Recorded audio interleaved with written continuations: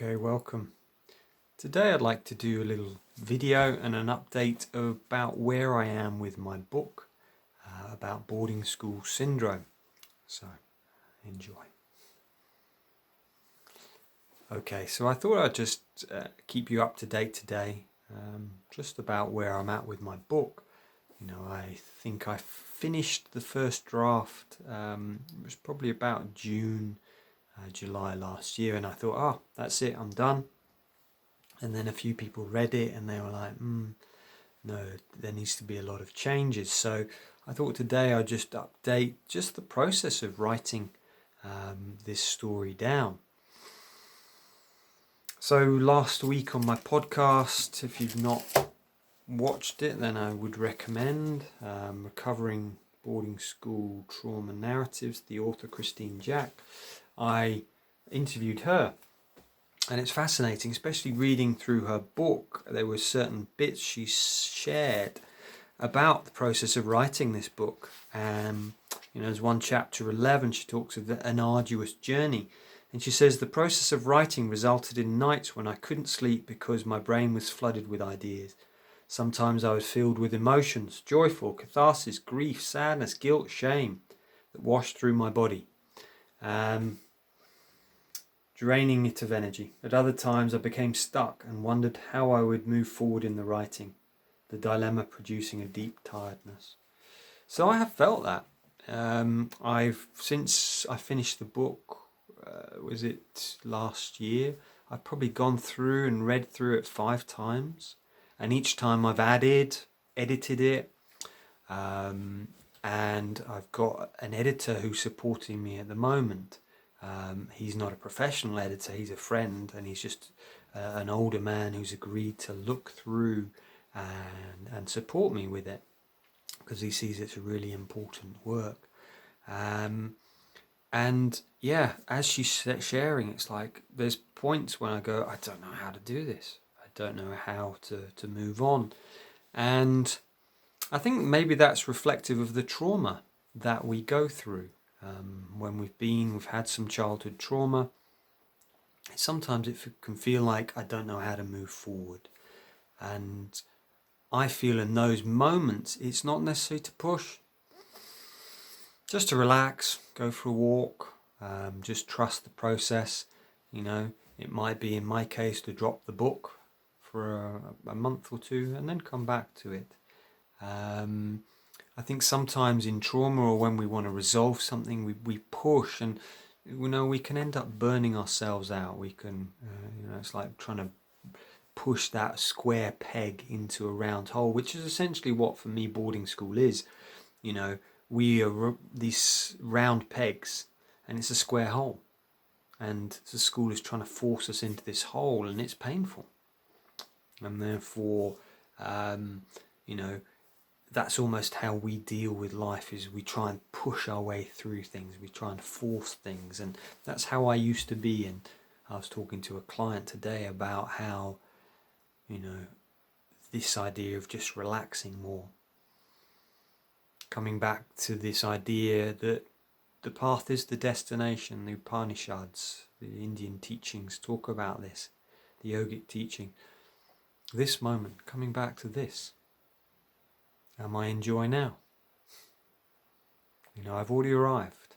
Very much the teachings of Buddhism as well. So it's trying to make the writing of this book joyful. And it's, I've had a lot of tears. Each time I go through, especially the painful, there were some very traumatic things which happened at school. A lot of trauma. And each time I go through that, it's like, and I get to the end of the book, I'm like, yeah, I've done it. And then I'm like, the editor says, no, it's got to work again. You're like, oh. So yes. So one of the things I've started to do over the last few days is I've started to contact publishers just to see, is there an interest for this book out there?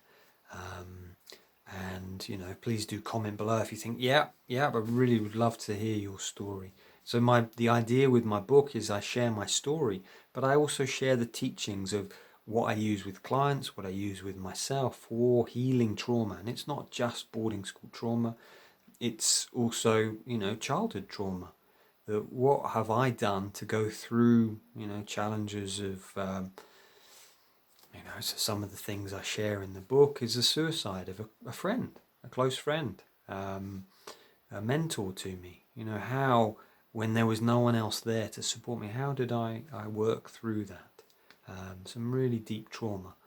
So that's something I talk about. So if you think, yeah, I'd really love to hear about this, then please do comment below, because as Christine says, it's not always easy, so it's useful for me to hear some feedback going, yeah, I want to read this, Piers. And it makes me go, I'm not gonna stop it. And yeah, another thing is that there have been times over the last few months or last year, it's like, I just can't do this. It's like, it's too difficult. I'm not a writer. I'm, a therapist, a coach. I want this message to get out there, but essentially I'm not a writer. At school, that was one of the things I really struggled with, was English. I was borderline dyslexic. So to write a book like this for publication, it's like, you know.